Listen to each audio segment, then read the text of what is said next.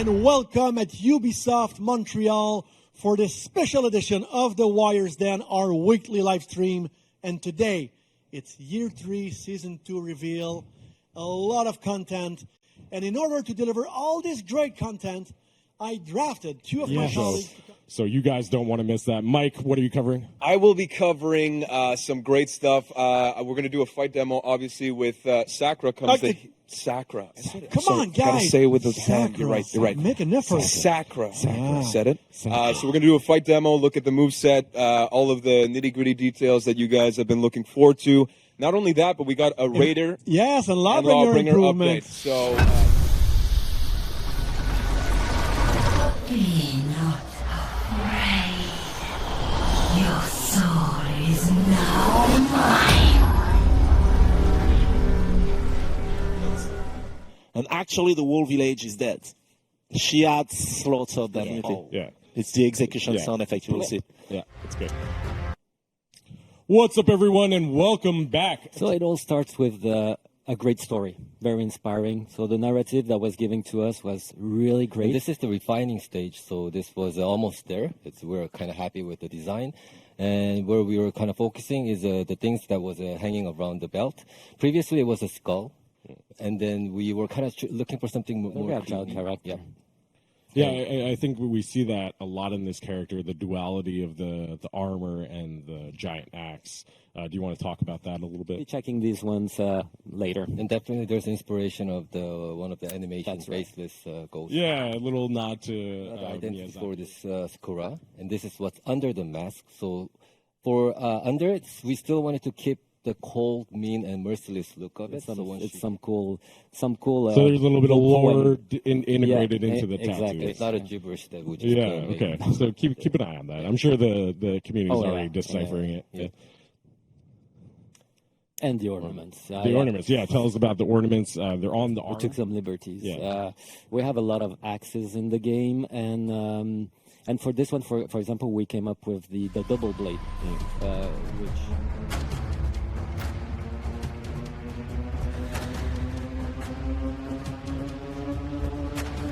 Describe this character in maybe 3 words. When we look at this character, a lot of times we think about this character as relentless, unflinching, and a tyrant. Sounds like great descriptors. They're pretty cool. I think you'll see it through the character. Let's freeze frame right here. Yeah, perfect. Take some time. All the stuff in the set. Very slow, very nice process. Excellent. So that's how we think of it as a heavy in this case. And we'll see that through the character, yes, with the super armor, yes, with the feats. It's all about being the executioner, getting big executions, and then trying to snowball that into a strong defensive unit. And so if I may interject, what do you see this weapon, the Masakari, how does it influence her moveset, and how does it make it different from different characters? So a lot of when we build a character, it stems from the weapon, right? This weapon wants to chop people, right? It wants to get executions. So we're like... It looks like it. Yeah. So how do we get this character to get executions?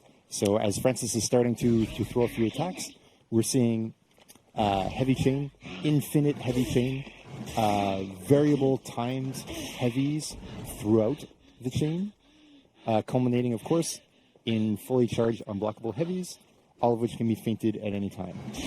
What does that mean? The fun and the correct thing to do when playing this character is throw a lot of heavies. Okay, so you have to play, do you think that you have to play a more aggressive style to be an effective Hitakiri player? I think so. You'll be able to attack. You'll be able to also trade with the amount of super armor that you're seeing there. But because of the variability in the timing that you have, similar to Shigoki, for example, as you're seeing here, you can end it at any time with a light finisher. There you go. You saw that one with super armor there. That was light finisher. So again, heavy opener has super armor. So a bit of options. Whenever you need super armor to trade in a group fight, you have some attack that can do it. Yeah, and going back on what you said in terms of the actual fight style of this character. Yes, definitely. Whereas here, the weapon is heavy and this character is strong to push that around, use momentum, and really put her body into it. And you're seeing here, like, especially when she charges those unblockable heavies, start to get a bit more of the power and the momentum. We have kick mix-up. Inside the chain, you can do a kick. at any time. If it hits, it guarantees you're heavy. So Excellent execution, by the way, Francis. Just really excellent. Even though I'm all over the place. Yeah. So heavy, free, kick into free heavy. That's a cool thing on this character. You can charge the kick, which you'll do here, and it becomes a sweep, which gives you a free light opener, and then you're back inside the chain again. I always have trouble with sweeps, whether it be Valk, the Shaolin. It's just a mess on my side. So this is going to be another thing to avoid, I guess. And you're probably going to be unbalanced a lot of the time against her, so that'll be fun. What else is cool about the kick sweep? If we charge it and then cancel it with B, you can then guard break or light attack or whatever you want afterwards. So a lot of options. Ton of options Nice. throughout the character at all times. In terms of 1v1, do you think that she's a very strong character? I would say yes. Okay, nice. I think against most people, it's going to be doing some good work. Not good news for me. No. But, okay. All right. Well, unless you take her, then you'll be fine. What else do we have? Outside the chain, we have zone attack. Hits a pretty good range and has quite a bit of forward movement. As well, you can do dodge forward heavy. Also has quite a lot of movement in it. So you can control space. If you were feinting something with your kick mix-up or your heavy mix-up and they decided to roll away, that's something that might be able to stop them. So that's pretty cool. We can show sprint attack as well, because I always forget to show sprint attacks, but we got them anyway. Nice. So that's pretty awesome. And I think that's the extent of the fight kit there. That's awesome. And so, obviously, the character is not complete without its feats. Should we go right into it? Yes, let's do it. Because I know the feat 4 is pretty interesting. You take a look. I got the chance to take a look While at this. you execute, you get super armor, and while you execute, you get a shield that fills your life bar. Or that is a full life bar's worth of shield. So no interruption when she's executing an opponent. Exactly. This applies to any execution. Wow. Yes. So I feel like current that ones- is going to be super useful. It is super useful, yes, because you see this warden can't stop her with heavies. Or warden. Minions, so pikemen and soldiers will not interrupt you, so you can execute in the lane, which is Beautiful. super cool. So feat number 2, she's going to mark an opponent. They'll become revealed, and if she or any of her allies executes that opponent, everyone nearby will get HP regen.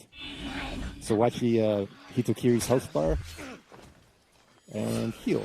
Wow. Yes, so it applies whether Hitokiri does the executing or whether her ally does the executing. And does she need to be within a certain... So, boom, she gets the execute here, and she gets a defensive buff. That's indicated by that cool glowing green stuff around the heads on her waist. And you see the little defensive buff icon, which is a 30% damage debuff. So it's not an actual shield? Oh, it is a shield. No, that's a tier 1 feat. Okay. Is applying the yellow shield bar to her, and the defensive buff stays on Okay, afterwards. so she takes less damage. Let's head over to feat 4, which is really, really cool. I really like this. So why don't we show the tape? Feat number 4. Yeah, that's right. 200 damage. 200 damage. Basically one hit kill. Is that a mistake? 200 damage. No, you said, that right? is correct. Okay. Yes. All right. Yes. And that is on one character? Is there a purpose? Is there like damage that's going to be inflicted on other characters that are surrounding this beautiful move, this acrobatic move that I wish I could accomplish? Thankfully, single target. No, so she's only going to kill whoever she's focused on. Okay, so it's like a guarantee. Guaranteed. It's pretty much guaranteed. However, the opponent could have a shield bar, damage, resistance, like Hitokiri's tier 3 feat, could apply a damage debuff, attack debuff on the Hitokiri, so you can manipulate her damage to be a little less, and you could theoretically survive it. But chances be rough. are you're pretty much finito. Yes. Okay, fair enough. Well, that I think about does it in terms of presenting the tools that are available to players with this character. I will get to experience this firsthand because actually right after this, we're going to do a first exhibition. Continues, I guess, right? Yes. The So versatile weapon becomes more versatile. Is that what we're saying? That's Is it accurate? that's exactly the goal, Oh, right? Like, fantastic. let's start with the new chains. Heavy, heavy, heavy coming. And you see we reach the unblockable finisher as well.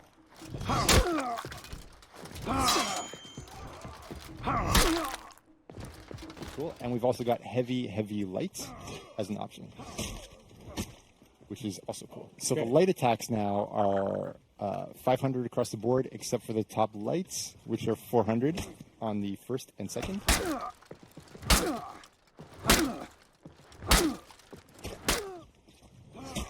Boom. And the side lights are all 500, and the side lights are not interrupted on block.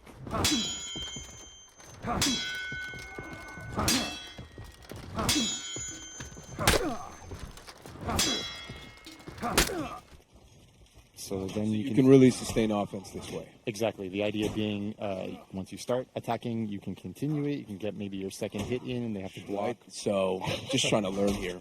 You know, we got a whole season to practice. What's important? There are a bunch of arcane routes to get to the finisher. Sometimes you get unblockable, depending on how you got there. Ad mortem inumicus!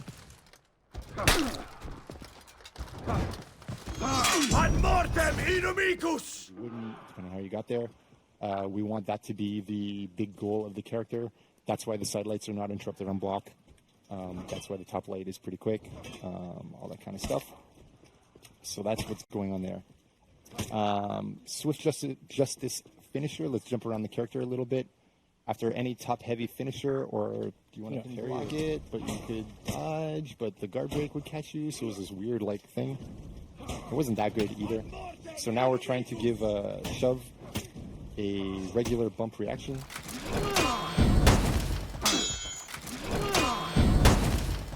Which means that you get the light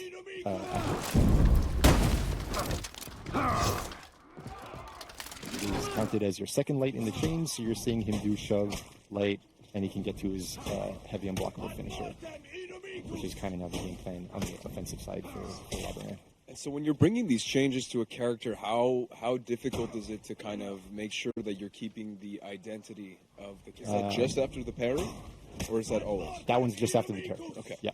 So that's pretty cool, and should help with what Lobringer really wants is that I get my parries and I can do something cool. And in a group fight, when people are trying to mess you up, you can actually be, okay, I parried this guy. I'm not as vulnerable as I used to be against a mass of people.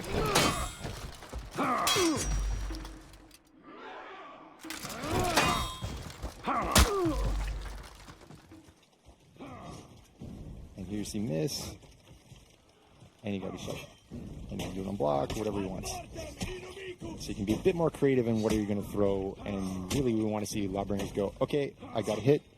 Let's throw a second attack of some kind and keep it going. So as opposed to before where you felt that the character... Let's do it. So he's been getting demolished, but now it's his turn to demolish the Lawbringer. So yeah, let's take a look. Swapperoonie. So why do we pick Raider? What do we want to do on Raider? Kind of some similar stuff. Raider has some difficulty initiating, let's say. Has difficulty sustaining combat. Can counterattack with dodge guard break, for example. Can do out of stamina bullying with showing you Raider's Fury, sometimes fainting it, pouring you back into the wall, and can gank in group fights and so on, right? That's what Raider's doing right now. Again, we want to see the initiation be improved, and again, we want to see the ability to go through the chain and make some choices about why do you go through the chain rather than always going to Raider's Fury. So that's roughly it. So how do we get there? We improved the chains. We had 3 on the Raider, so we're going to see light, light, heavy. Cool. We're going to see light, heavy, heavy. And finally, we're going to see heavy, light, light. And you might be noticing that all the lights in the chain are 500 ms. So that's pretty cool. You can use them as opposed to the 600 and 700 and 10,000. I don't even know. It's so long. It's been a long time since I've seen a Raider. There you go. So. And so for the below average player like myself, what difference does this make in terms of I would say honestly very little. Watching your gameplay, I want to trade with my super armor, and you have a real choice between Raider's Fury and continuing your chain through heavies. So that's pretty cool. Heavies also get a big be fainted to guard break. So soft fainted to guard break, you see there? Got me a couple of times. Yeah, I watched Alex use it quite a bit, so that was pretty cool. And what else? The stunning tap can also is always now 500 ms. It used to be 600 ms. That one.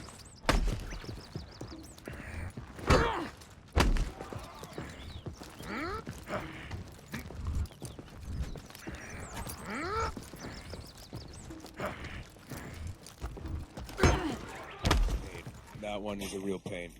Look at Francis go. Oh my god. Yeah. It's Is all this coming stamina stuff? flashing back Yeah, right okay. now. It's good. And the variable timing is also a thing. Yes, thank you. So you can switch up when during your heavy a little bit. Will you be able to? What else? Stampede Shard, thank you, is now interruptible by opponents. Same thing as Lawbringer, same thing as Shigoki Demon Embrace. So it should be a little less annoying in ganks. And yet we saw in those games, Raider was still able to be effective, and people were. Second top heavy is now 40, was 35. Side light finishers are now 18, were 15. Top light finisher is now 22, was 15. Side heavy finishers are now 40, were 30. Top heavy finisher is now 48, was 30. And sprint attack, aka reaping charge, is now 35. And it gets blocked. Was 25. I didn't even notice that you were doing all of the moves as the cheese. He's so good. Next level. He's like my second half. But yes, with those damage increases, also we can care about like, hey, there's a real reason to use this instead of Raidistry in certain situations. We'll quickly go down Lawbringers. Top light finisher is now 20, was 15. Do you want to do a quick swap just to showcase the moves again? Do you want to show it? Weapon right here. Well, see, that's I like my prosciutto thin, so Well, that's so I hope I can cut them very you taught thin. wrong, with my these friend. axes. I'll tell you that much. Yeah. So let me tell you a little bit about it. So it's called the Ono or Masakari. So I think that's the traditional Japanese name for it. So it describes a hatchet or an axe. One of these names is used for the tool itself. The other one's for the weapon. I'm not sure which is which. So this is the weapon itself. So beautiful weapon. The original traditional weapon, that's the Ono or the Masakari, is a one-sided weapon. So the blade is only on one side. But for the Hitokiri in our game, the Executioner, so we decided to go with a two-sided blade. Gives a lot more leeway for artistic freedom. So Yeah, you got a lot of surface to play with, correct? exactly. So we got a lot of surface. As you can see, we can create so much, like a really different design Just each time. absolutely beautiful. These are absolutely incredible. I love the design of all the different axes, and I've also been told that I need to close my legs, which is a thing that I'd never thought I would be told to do. But these are beautiful axes, and you integrate some of the story into the axes as well, Exactly. right? Yeah. So what we tend to do usually is we have the original weapons. So the basic one are more traditional looking, and then when you go higher in ranking, you'll get more of the story transcribed through the weapon itself. So it really fits with the personality of the character and the background of the character also. So you got some really representative demon figures on these weapons. There's a lot of leeway that for one it. I absolutely love. The white, The black and white. the one gotta with the say, ivory. gotta Like, say. that is, it's just absolutely beautiful. The amount of detail that Yeah, that it doesn't look like it would be a these axes. clean cut. It looks more painful for some reason. Oh, absolutely. With the definitely teeth. be a painful cut. Yeah, Yeah. yeah. Like this one right here, Yeah. absolutely beautiful. Actually, the one that's integrated in the CGI trailer. if I'm not Exactly. So mistaken. yeah, this one is the one that's in the trailer. Yeah. And there's so much detail on this health. Is that Yeah, the little so you mask? get yeah, the the little little head right there. So very representative of the character itself. You've seen these on the character and the demon sides of it. It's pretty beautiful. Well, I really like this one because it tells a story. Right? Exactly. This It is tells the story of the Hitokiri. It Yeah. shows the demons within. It has a bit of that Soul- duality. that- Soul collecting vibe. Yeah, soul collecting vibe, demon vibe, Murdery.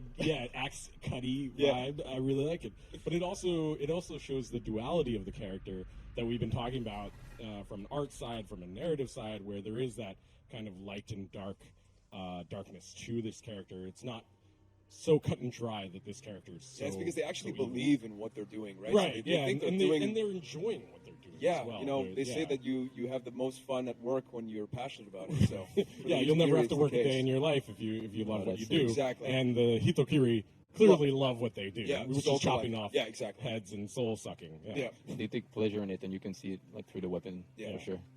And what's your favorite one, Anthony? That last one, the Bloodstone. I'm a materials guy, so what I look at is everything that's different on this weapon. You get everything. So this bloodstone is beautiful. It's working really well, and the whole weapon tells this big story for the character. I really enjoy this one. Super beautiful. I love the color in that handle. Mike, what's your favorite? Well, we covered the white ivory one, Yeah. which is beautiful, but I mean, you take any pick here.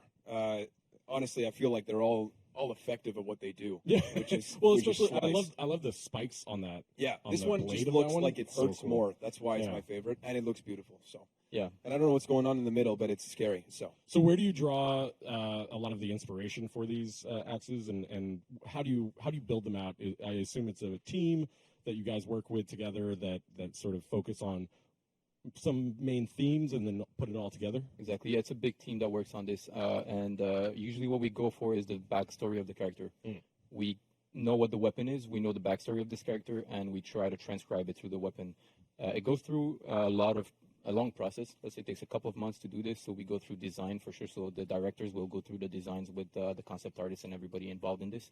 And it goes down to the art in the end. So what you see, there's a lot of artists working on this, so a lot of back and forth through ideas and visual, and this is what you get in the end. You know. Very cool, very cool. well, the hard work has paid off. So, Thank you, Yeah, guys. absolutely beautiful. Why don't we take a look at the other weapons for the other characters? That's And right. We're not done. We are not done. Those axes look beautiful, but we have a whole bunch of other weapons to take a look at for the other characters. Just like every season, correct, yeah, Anthony? yeah. Yeah. So these are the weapons for the original roster.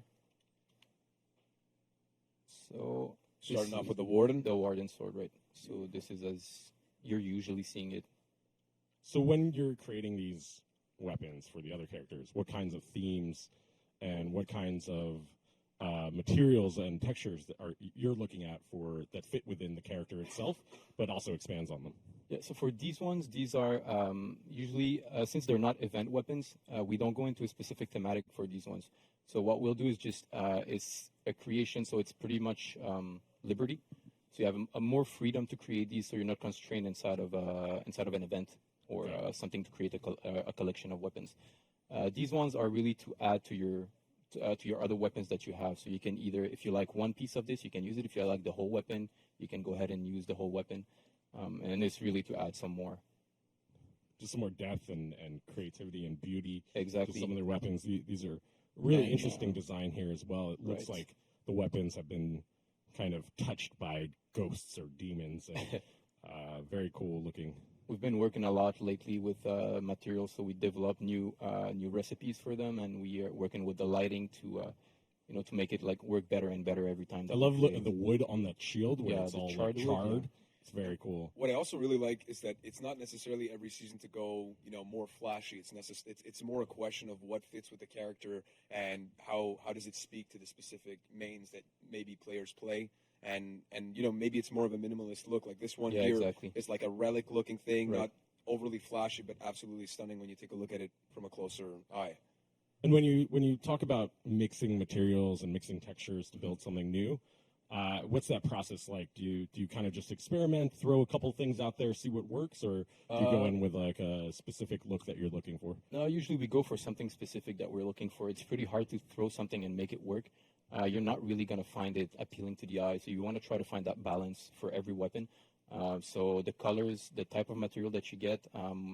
So as you can see here, like you've got paint and wood, then you have this copper, then you have the amber on top there. It's just a little add-on. tiny Yeah, exactly. touch, but Exactly. it Just makes it enough. pop. It's just Yeah, finalizing yeah. the thing. Then you get these little details like these engravings on the handle. So every little detail is pretty much like trying to find the balance for the whole weapon. Nice, very cool. Really This nice. one has team color applied on it, so So this will vary Yeah. whenever you change from attacker, defender, or you're in duels. exactly depends on your color swatch. So when you get this weapon, you'll have some team color applied to it. Absolutely beautiful. I Really love the textures that you put on the blades as well. Yeah, this is It It just very makes nice. it look like Yeah. you can tell like this is a heavier weapon. You can tell which weapons are lighter. It's just the attention to detail makes all the Yeah, difference. and you really. can feel the craftsmanship Yeah, on it. Like yeah. you can see that these weapons were made by expert blacksmiths. Yeah. Yes. Really Yes. honing their craft. It's That's so nice. cool. Yeah, that's nice that you say this because this one looks like hammered metal. So like it looks Nice. like somebody took its time to really Yeah, with all etch the that weapon. engravings Yeah, as well. exactly. These ones had a little bit of an inspiration, a special inspiration. I love the hilt on that one. Yeah, yeah. It's That's something really Kensei, called correct? yeah, that's really Kensei. It's something that's traditional Japanese that's called inro. So what they did is they took like a certain container, they made it from wood and lacquer. It's a lacquer wood. It's a beautiful black lacquer wood, and they would have pearl inlay in it. And we got inspired from this to create this. So the samurai weapons that you see here. Really, really nice. Yeah, it looks incredible. You can see I love the subtlety on some of these weapons too. This I one mean, is it's great. Really, This one you get a lot of space to work on, and you'll see that this pearl inlay that I was talking about is really Wow. takes. It is really alive on this one. Wow. that's so pretty. Yeah. Yeah, It's like a really beautiful murder weapon. You'll be like looking at it and you'll be like, oh, this At is least a this is gorgeous. nice. At least this is beautiful. Yeah, as at as least. it hits you in the face. I don't know if it'll be clean though. No, it won't be Yeah. clean at all. Be very What a dirty. shame. And we got the Woolen's weapons. So you really just try and keep the weapons close to what the characters are about and who they are. But really, Personality, yeah, yeah. keeping within the personality, but Exactly. and their faction, of course, but And adding from in the- that right, adding in that yeah. sort of theme of the Hitokiri. And the whole goal is really for the players themselves to kind of mix and match and tell their own story with all of this, correct? You Right, know, so- exactly. So if you have like this one character in particular, it always has his signature, and then you can mix and match, for what you're looking for on the weapon itself. So you got something that's more frivolous, and you got something that's more tamed down. So Yeah. you can really. So we'll go through them with you guys. About the accessibility, so this is all about how do players access the content regarding the weekly quest. So this is one of the examples of the quests that we've had in the past. And with the magic of PowerPoint, we're going to get an update. Oh, what a smooth Give transition. players a chance to actually know what's Mentally going to happen. prepare. Yes, Mentally yes. prepare, yeah. Okay. So we have it in the loading screen right here, like we see, survive at the top Survive at left. the top left. And then we get this pop-up that appears that is bigger than the objective text so that you can quickly catch it with your eyes. And then it disappears so that it's not in the way anymore. Nice. So those are our two main topics that we address for accessibility. Now we're going to move on to the difficulty, which is a pretty big one. So basically, if we go right to the point, we've rebalanced the whole impact of the player's gear score regarding the rarity levels when they're playing both random arcade and weekly quests. Beautiful sentence written here. What does it actually mean? Please elaborate. Yes. It's quite simple. Players before. Hello and welcome to the For Honor Year 3 Season 2 stream. My name is Viznaz and I am joined with Guillaume, the game designer on For Honor. How are you doing, buddy? I'm doing super well, actually. I'm very excited to show this new season. Bunch of stuff, very interesting. You guys missed out the amazing calling that we had from Michael just before the segment cut. Fortunately for me, the people at home did not get to hear it, so I got my dignity saved there. Yeah, my presentation was a bit, it was a bit more, a bit more elegant interesting. compared to Yeah, mine. for sure. Today, guys, we've got a breach game on the night map, and we'll It's be a samurai map. The samurai map, completely got it wrong. The samurai map, and we'll be showing off the new hero that you just saw in the previous segment. We have got the two teams. First of all, the Vikings win again, and the faction war forecast. We have the teams mixed up with the devs and the streamers that we've brought along to today's event. With the Vikings win again, we have the notorious, the notorious Big M10, who is Michael. You saw him earlier on in the show. We got Pick Alex, one of the legendary game designers on For Honor. We have Nikki, who's the streamer joining us on Vikings Win Again. And we also have the legendary artisan bread maker, Kitties, on Vikings Win Again. And, of course, a diverse team here. And we'll also be looking at the other team, which is the Faction War Forecast. If we can cut over to their graphic there. We're joined with Setbacks, Ricardo Flick himself, beautiful man. And we got Daddy Law with a beard that is so majestic that honestly makes me pretty jealous. He has to tie it up because it's too majestic, right? It's too much. He has to contain it. We got Nuke there, who's he's kind of showed his stuff in the previous stream. Oh, yes, a regular, very skilled, honestly, quite scary. We're joined by a new contender here. We got Vicky, who, is very intimidating on the battlefield. I have seen her play previous when it's come to the actual practice, and, man, I don't want to go against her. Yeah, she's been on the project for a long time, so she knows how to play. for sure. And looking at those teams, we have a couple of people that we've seen here before. What do you think is going to happen in this game? It's actually very interesting, you know. In terms of, I tend to root for Alex because he's like a pretty solid player, but I've seen some very nice team play from both teams yesterday when we were doing the rehearsals, so I'm not too sure what we're actually going to see as a result. Of course, the big M10, also known as Product Manager, also known as Michael, also known as Loud Kensei, is going to be showing off his skill, and it's more entertaining than impressive, but you want to be there for that. To be honest, I don't want to be there for that one. You don't have a choice. You're locked in. I'm kind of forced. I've got some arm cuffs keeping me onto this chair just to watch the big M10 perform. Oh yes. On his legendary Kensei that he's been talking about for the whole stream. I heard that he faints sometimes. He faints sometimes. Yeah. See, I didn't realize he knew the button layout of the game. So we're just waiting for the contenders to be loaded into the game. It'll be interesting to see what the other players will pick. We do know Kitties will be playing Sakura or the Hitokiri. Hitokiri, there we go. I was not confident in my pronunciation ability of that character. It's okay, I got you, man. I got you. Flashbacks to season 5 where I pronounced your name wrong the entire show. It's fine. I almost forgot. He's never forgiven me, truly. He's never forgiven me. He'll never forget. And we also have Setback on Sakura. They've had a lot of hands-on before the actual before the stream today, so hopefully you get to see some high-level gameplay. And it's going to be interesting to see how both players actually learned it with the quite limited amount of time they had to actually play around with it. And I think we're going to see some new interesting combos with other players and other heroes. I'm really enjoying the actual design of the character. And here we go, the loading screen. Just look how badass the character looks. Oh my god, She is pointing out her enemy, and she'll most likely destroy them. Yeah, well, she's just saying, I'll execute you. Exactly. That's her whole thing. We've got Kitties, as we said, on the Sakura. We got the big M10 on his legendary Kensei. Nikki there on the Berserker. And we also have Pick Alex on the Raider, showing off the revamp. The revamp Raider. Yes. Which has not been covered just yet. But yes, keep an eye out. Try to guess what it is. Keep an eye out. If if you spot the changes, then plus 10 points for you. And maybe we can also talk about, guys, there's also Twitch drops activated on this stream. So be sure to link your Uplay account with your Twitch account for the chance of winning some scavenger crates or a big chance of winning that 100k beautiful steel drop, baby. All right, let's go see what the players are saying in the Vikings win again, just to see how they're setting up this game for now. There to help you.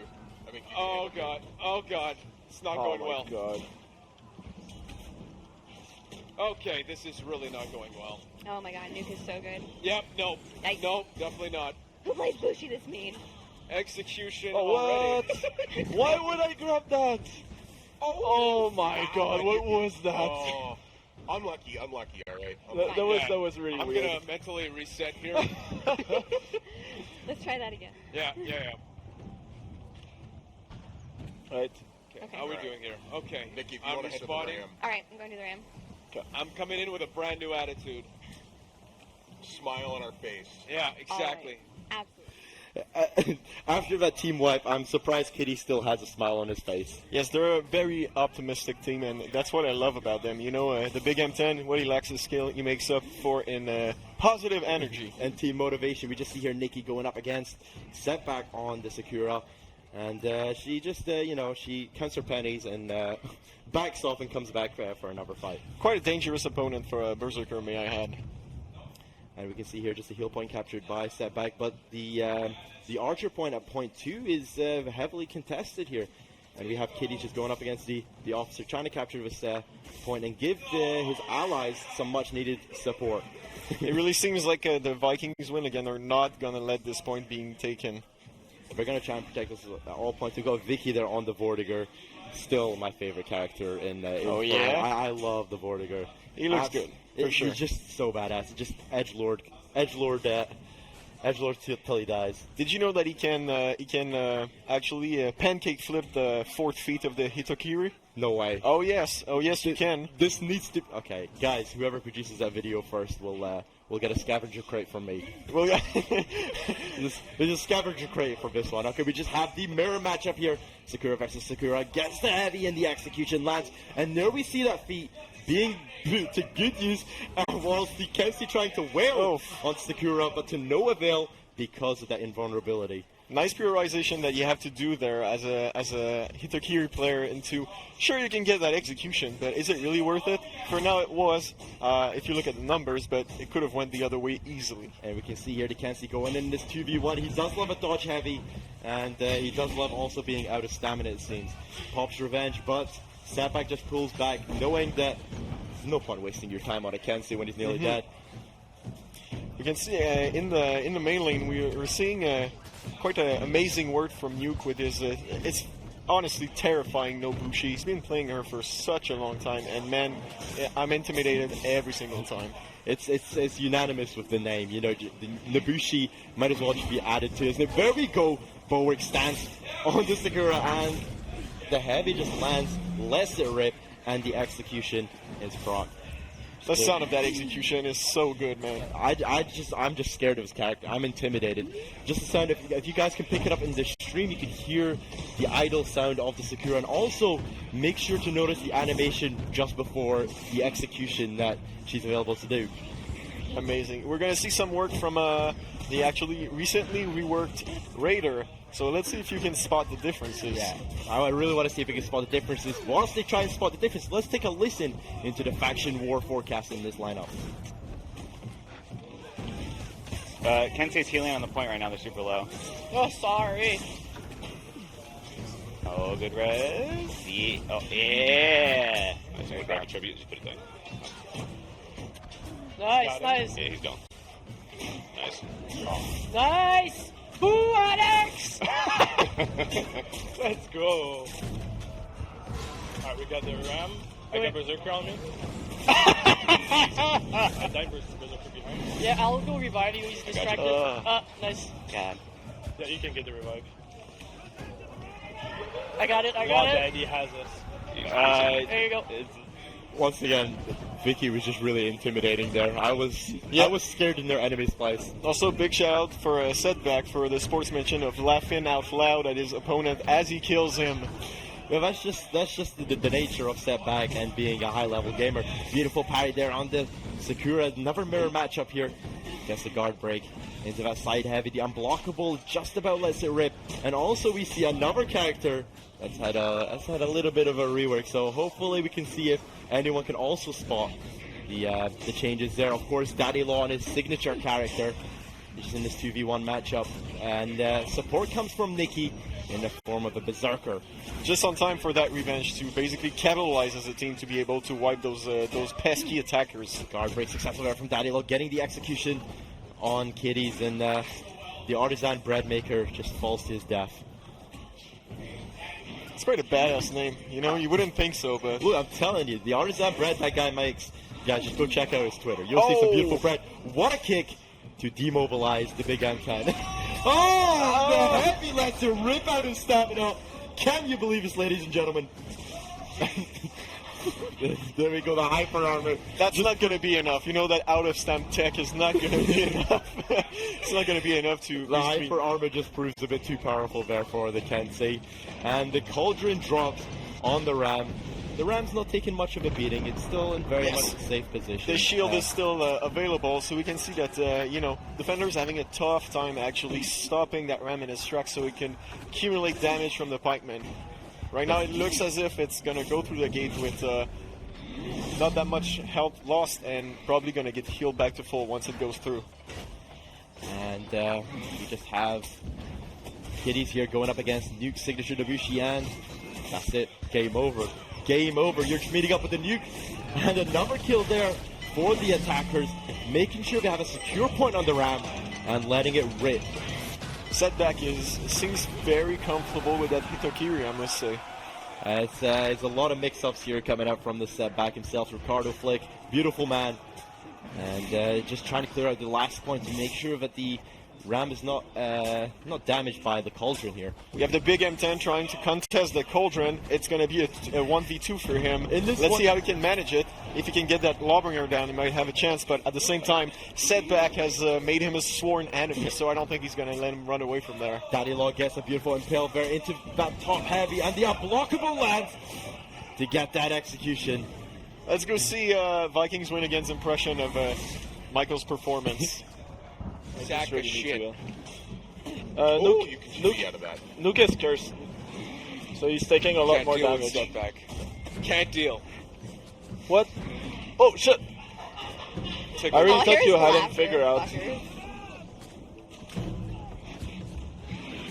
I wasn't looking at your screen, so I got killed. Okay, I need to ready up here.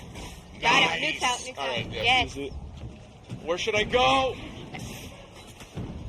I don't have any stamina. I have no stamina. Ladder. Slide. Okay. Here we go. Oh, this. Yeah, no. Trying to come as soon Come as on, let's possible. do this. Bingo. Bango. Back distracted. Let's Here we go. go. Bing. What a god! And here we go. Oh, What a no, god. no, What a god. This is no joke. Oh, damn it. Oh, no. No. What I've will we gotten do way without too- you, man? I'm getting way too confident. I'm coming. Bingo. Wait for it. Here we go. Oh. Wait. Oh, no, not setback. Anyone but setback. Had enough of your bleed, Naboosh. Wait. Oh, sorry. No, you don't need a heal. Fuck. Shit. Who the hell heals? Oh, nice. Huge res. Huge res. Huge. Big Biggest pogs. of res. Mini pogs. Here we go. You got it. They're grabbing Oh, five. Nuke, you- I need to heal and go over to Oh, five. come on. Bingo. Yeah. Man, this guy is wild. It really feels like I'm cutting back to season 1 of For Honor by just seeing this kid discover all of the. It does make me nostalgic. It really does. Nice parry there from the setback, the most hated player on the Faction War forecast, it seems. And the forecast is almost looking clear for the attacking team so far. They've got a lot of tickets, and they're doing pretty well in getting this round moved up to the second gate. Once again, the Tensei just falls down, you know what I mean? The defenders are going to have to pick it up because right now what they're doing is they're just staggered to hell and they're trying to come back, but they're trickling in that team and they're just getting dominated every time. Oh, we see a reverse situation here with Dadula being isolated by 2 players from the faction war. The Vikings win again. He didn't even need to have it. He just went for the guard break side light for the BM. At the same time, you want to go for that heavy with the Hitokiru. You want to get that execution as much as possible. Yeah, they should have, the Raider made the mistake of not letting the Hitokiru get the kill there. And once again, a fight at the healing point. The most contested point of this game so far. It's very important in the second stage, especially where it's positioned when it comes to its actual objective prowess and the objective... what word am I looking for? The objective cost?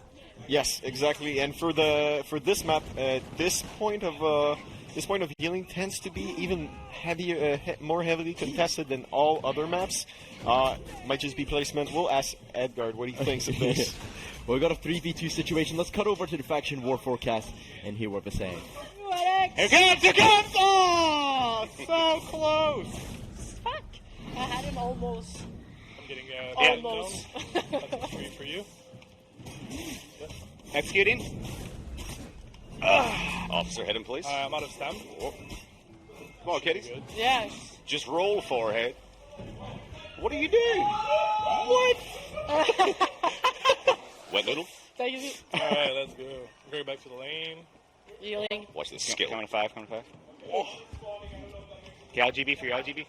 Well, the grunt of relief there from setback Yes. once he got the kill. That sounded like a pretty satisfying execution, if I say so myself. Really is, and what else is satisfying is this new tasty Lawbringer we're seeing on the Oh, battlefield. yes. But you'll learn more about that one later, guys. You'll learn more about that one later. Yeah, I'm disappointed because even with Raider and Lawbringer, I don't think we've seen anything that would hint at what their reworks is. So it's going to stay a mystery until we actually show it up. Maybe a bit more eager-eyed viewers are noticing a bit of the changes there. The Impel just lands on. They can see a very powerful move in the Lawbringer's kit. Very tight quarters fight here. He is wailing those heavies once again, giving Setback another kill, and the defensive buff, a damage reduction buff, is a big help there for the Sakura. The Hitokiri definitely has some immense staying power with Howler Feet combination. That's a lot of healing, and that's guaranteed execution to also heal you. I need to see someone landing a 4 feet here. Yes, I can't wait until they actually unlock it. There go nice. See if someone is able to, you know, land that in a clean manner. You saw there the Lawbringer getting interrupted. .jpg. Oh, was it during his impale? It was during his impale. I think it was during his impale. Yes, so the more keen-eyed viewers probably detected that doesn't usually happen. Just the versatility there. It's beautiful. Yeah. It's beautiful. And you can see your kid is just getting well done. Procs revenge. Trying to aim for the Hitokiri. And he's just wailing. He's just doing heavy after heavy. Picks up the first kill on the Blackbriar. And got carried away there. He just walked into that parry. He was really seeing. He was seeing red, as they would call it in the MMA industry. He was just seeing completely red. I don't know why I referenced MMA. I mean, it's a nice reference for a fighting game, don't you think? Okay, that's true. Okay. That's fair. That is completely fair. Now you can see the Sakura with the speed of 1,000 miles. He's gifted with the boots of swiftness, and he's going against Pick Alex here on the Raider. That's going to be a very interesting duel. A very interesting duel indeed. He's going to leave because of the reinforcement coming in. Because he's being like, I've teased too much. I better run away from the Raider. I want to keep it for later. And also joining his buddy on the healing point, Daphne. And they're going to try to take on this team on the healing point. Oh, there it is! Beautiful kill there from Setback. And I'm telling you, that execution is just something straight out of a YouTube free-running compilation. Oh yeah, it's definitely like it's ultimate parkour execution right there. I want to see a replay of that with Alan Walker faded music on top of it. That's what I want to see. And let's hear the excitement coming on from the Vikings win again. Just gonna back away here. Oh, I believe in you. Nope, you shouldn't believe in me. This is not. Nope. Luke is almost good on mid, but. Wait, I'm coming. I only have feet 2 on left. Dead joke. Are you kidding me? Such poor gameplay by my part. I like how all Daddy does is run around and impale. I just want you guys to know I'm doing my best. I'm not gonna look at the score. Terrible. Feet 2. That's all he has to show for That's all he deserves. That's all you deserve, buddy. We have kiddies here just respawning. Oh my god. Just do it. I really want to see what was going on in his decision making there. He just got carried away by the parkour execution. He wants to relive it times and times again. But just come back on that execution with the 4 feet. Let's just take notice on how the team actually placed it properly. The way it's you're guaranteed to land it. So you have one teammate destructing it, and you just pop it, baby. Just go ahead. It is slow, but in a ganking situations, you can definitely utilize your allies for a number one lands on Mickey there. And the adrenaline, I feel every time I see one of them land. I hope chat is also feeling the same feelings that I feel inside. All right, can Setback take on this full team? Let's see. That's a revenge. Gets revenge there. Heavy lands on Nikki. Nikki just pulling back, knowing that she is against a formidable opponent that is in the form of Setback's Hitokiri. Big M10 here, just trying to get the guard break. Daddy coming in with the superb help right on time. He's super helping with those top lights, tries to go side heavy, but then realizes that the Hitokiri is in this invulnerable state and you're not going to do anything whilst she's dealing with her opponent. It was still a nice round of spark. The team came in quite hard to help him. It might have been actually a nice payoff in the end. Vicky just playing the dodge game there, gets the shield bash into that top heavy, devastating damage on Setback. I mean, Kitty, sorry. He does proc revenge, but the second gate is down and the defenders are falling back. Beautiful. That dodge timing there from Daddy. Oh, yeah. Calling him Daddy feels very weird. It feels appropriate. I feel like I'm being looked down upon. The logo of the law lands, and that side heavy follows up. Kitty doing a very good job of just being conservative enough to proc that revenge every time without, actually just turtling.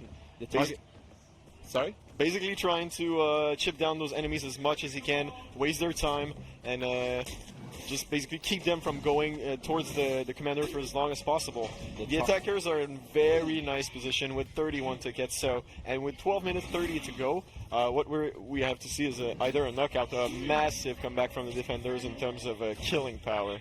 You see that top light? That was a nice top light. That's a nice top light. That's a nice top light. That's all I'm saying. Okay. Yeah, I'm just saying it's kind of fast compared to what it was. I don't know what happened there. Some would say that. Some would say that. Bring out the frame data, Freeze.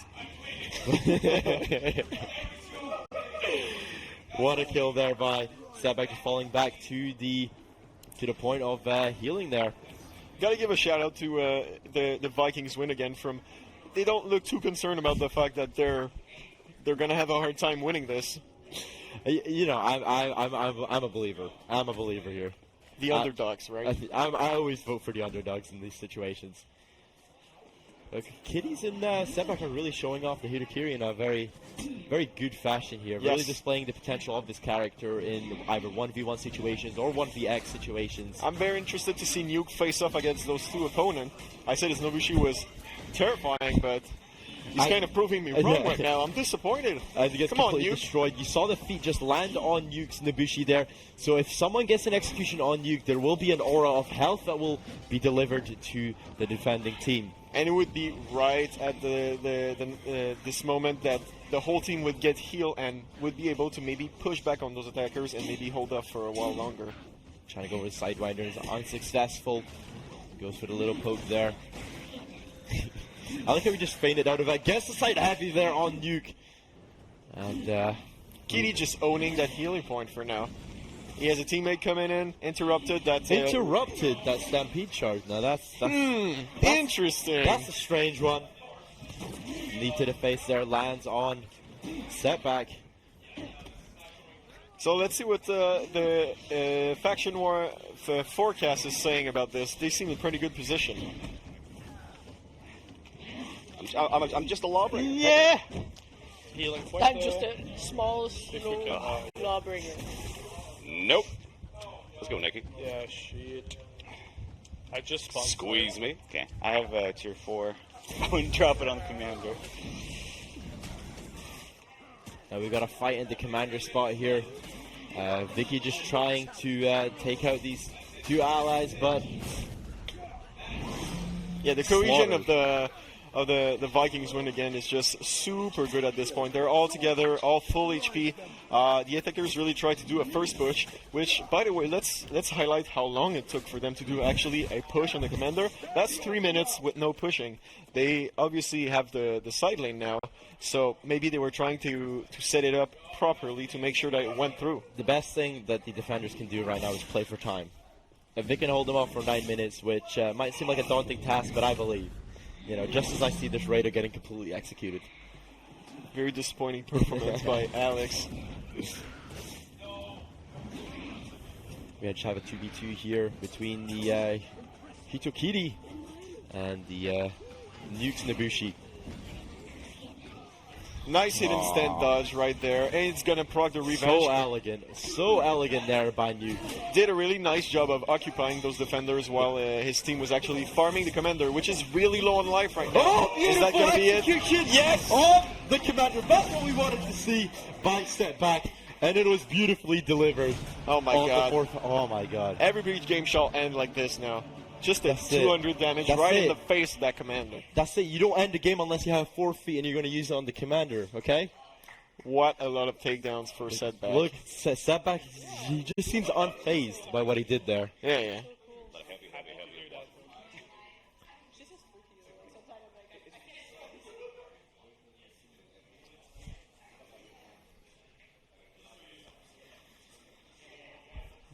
Hey everyone. So, what a nice performance by our both teams. I'm kind of disappointed it wasn't closer. Honestly, I thought it would be a better challenge. So did I, but once we saw Setback on the Hitokiry and just showing the prowess of that character and how he utilizes the moveset and all, of course, the feats of that character, we saw maybe 3 executions coming out from the 4 feet from setback, and it was utilized well. He used it at points where it seemed most efficient. He didn't use it in 1v1 situations where you probably will not land it because the wind up for that, it is a very telegraphed attack if you didn't notice already. You know, there's like a few flips in there, and a few flips. You know, something out of a Jason Bourne movie. And he just landed the attack at the end. But using on the command, I didn't expect him to use on the command. I think he saved it just to show. I think he saved it. Yeah. He knew what he was doing. It worked. It worked. So shout out to this. It looked really nice, and it's at first, of course, I did say that I do enjoy the Black Power, but I've had some hands-on with his new character, and it is a character that feels like she's a very punishing character. Yes, it's quite a different. It's quite a different playstyle, honestly. If you're looking for some kind of change of pace with the characters you try, it's really a new feeling, even compared to like the Wulian class, which is, you know, let's say all those heroes are somewhat fast. With the Hitokiri, we're kind of exploring something different, and it's really nice to see in action. And not just that, we also talk about the Hitokiri and the animations and also the sinister voice that you hear in the background. Yes. I don't know if you guys picked it up from the stream, but it's absolutely amazing. And you'll get to find out more about the Hitokiri in our next segment where we look at the... These are. This is not the idol of the our heroes. Right. These are the warden type of idol, so that's why they look a bit weird. It's just for to mention that. Just for visualizing. Yep. Yeah. As you saw it before, there are variations of helmets. This is one of the inspiration of the name Faceless Ghost, and there's a Tengu mask that you can see. So this is the Tengu mask. I'm sure it's going to be successful. It's a very successful. Yeah, very cool. So, where do you guys? Obviously, you're drawing inspiration from traditional Japanese. We do bring history, it from the, but also from animation and from all these different cultural icons. Where do you bring it? Where do you really drive that inspiration from? So basically, we collect from everywhere Yeah. that can relate to our character to maximize the. To bring the right culture and the right feeling of the character. So that's we take it from everywhere and see how can we push it and bring it into our For Honor world. That's the thing that we are trying to do. And here we're seeing, taking a look at some of the images that we saw earlier with the Japanese punk rocker there before, and this guy with this really cool, like, almost looks like a Game of Thrones character or something like that from It looks like Karth. The guy over there looks like a parcel, really well packed. You know, with the it's one who has all the laces, the rope. But these ones we were trying also to give different flavors. You know, in the silhouetting, we didn't want to focus. Also, we didn't want to make these guys in the military guys, because we had this image where we like to project stuff in our mind, and we had this. Imagine the lone cowboy getting into a town. You know, you don't know who he is, but you know bad things are going to happen. But this would be the guy. Yeah, because they're running through the forest. They need to travel light, and they're going from town to town, just killing everything. As soon as they come into the town, you know that death is coming. Yeah, it's a very uncomfortable mask that you saw it. Death is coming. Obviously, we see the tattoos on the faces once again with this headgear right here. This is really cool. So, what's the process in creating these? Where do you start? It's with the story. Yeah. The story is really the starting point. Then we start talking about, okay, what could be the key elements if we think about an executioner, for example. So we dig into the collective unconscious. I love his funny nose. For sure. That's why he's going to be very successful. His nose is just giant. So we find some keywords, and then we have our character designer who starts sketching stuff. Mm-hmm. On this case, it was Guillaume, and then it's like we start bouncing. We have some good leads, and one element brings to another one, and then we try to create. Obviously, it's a collaboration with the whole team coming together and absolutely figuring out what's the best way to make this character stand out. Obviously, we see that mask, that standard mask, where there is that lack of emotion, that lack of feeling. And you can really feel that death within this character. And it's the really ceremonial, the feeling of it. Another thing that people were kind of asking for it and looking for is the traditional metal of a samurai. So it's up to the point we were using the wooden material for the samurais. But this one actually has a lot of traditional black metal around him. So it's not the majority of it, but then there's a part that is protecting him. So you play with a little bit of the textures, the materials that the are combination of materials and mixing around. So there's cloth that will be floating around, but then there's a heaviness that you can kind of really get protected. And that's an intentional design, right? Right. Where you wanted to have that light feeling, but with this heaviness to it. Right. And I think that's emblematic in the axe as well, where this character is wielding this giant axe that doesn't look light. We didn't want to make the character too heavy and Right. also carrying the heavy weapon. So there's a good emphasis on the axe. Yeah. Make it with the feel lighter- mobile, as we saw with the execution. She's flipping around and you know, using that axe as like just a shovel to like hit. Like I'm just As a imagining a trigger cartoon to kinda character do- to like shovel Right. in the face. Yeah, The It's- shovel, that's the name we used. The on the floor. Yeah, that's Good. right. Yeah. And and also trying to bring a new flavor. So the structure of the outfit and not bring too much of the armor. We had already some characters with quite some armor, and we wanted to try something different. And it was fitting the type of hero that when we read the story. Yeah, and obviously in that story you have the heads that we discussed as well. Obviously we see the customization of those heads vary from outfit to outfit. Right, each set has a different type of Daruma dolls. Or on the set 3, their set you see the actual mask with a different expression. So even though you don't really see his face, there's a different expression that is happening inside of his mind. So he's not a right guy. He doesn't have a right mind. He's not a nice guy, and obviously that's reflected in these heads where We're he's trying keeping our his best soul. to kind of bring Yeah, it up. amazing stuff.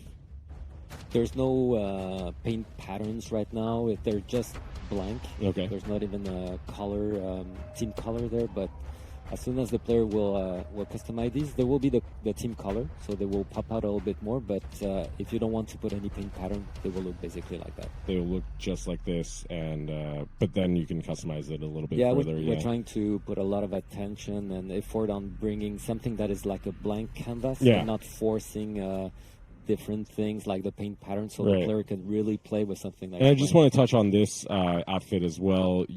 Earlier, we were discussing this outfit, and you mentioned that by putting the ornaments on the arm, you're able to have a little bit more freedom with the mask, because this is obviously the one that deviates the most from the pattern. So tell us a little bit about the technical challenges of or technical freedoms that you actually have by moving the ornament to the shoulder, to the arm.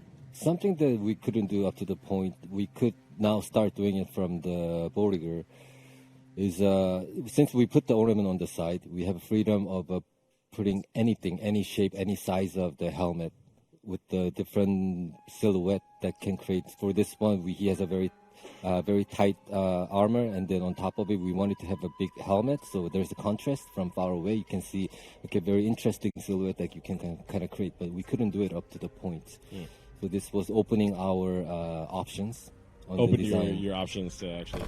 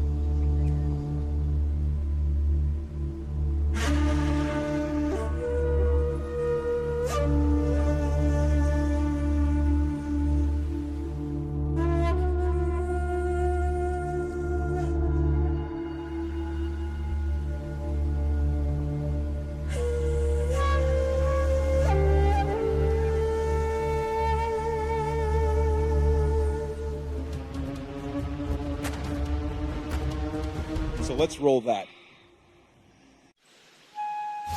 Canopy is a new tribute map, coming out with the release of our new season of For Honor, Sakura. Canopy is the source of many legends. One is about a group of samurai settlers who had fled there and used the landscape to triumph over 1,000 enemies. Another tale speaks of a mysterious deity that gave birth to the sacred grove before turning to stone.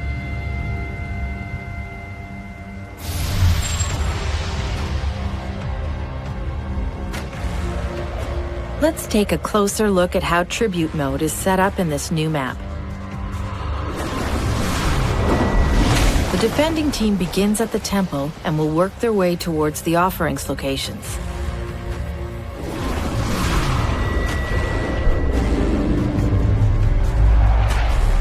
The attacking team has broken through the entrance gates and will find many paths towards the offerings from there. Like all Tribute maps, Canopy has 3 offerings. You will find one at the base of the praying tree. There is one at the center of the map, in the bell tower. This is the nexus of the map, as many paths lead to that location. Lastly, you will need to get to the Eastern Shrine to pick up the final offering.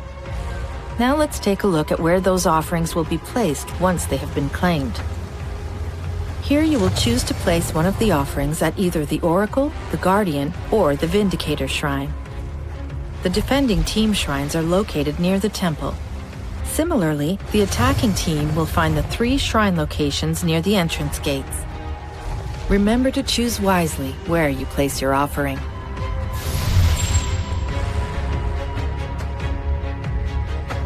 Canopy will also be available in several other game modes. In Duel, there are 3 different locations. One is located in the bell tower. One at the entrance of the temple. Finally, the last location is only playable in Duel and is located on the bridge crossing over the waterfall. You will also be able to play it in Brawl. It will take place under the bell tower and on one of the bridges. Finally, Canopy will be available in Skirmish and Elimination. Swing on by the Canopy, available on May 2nd for all players of For Honor.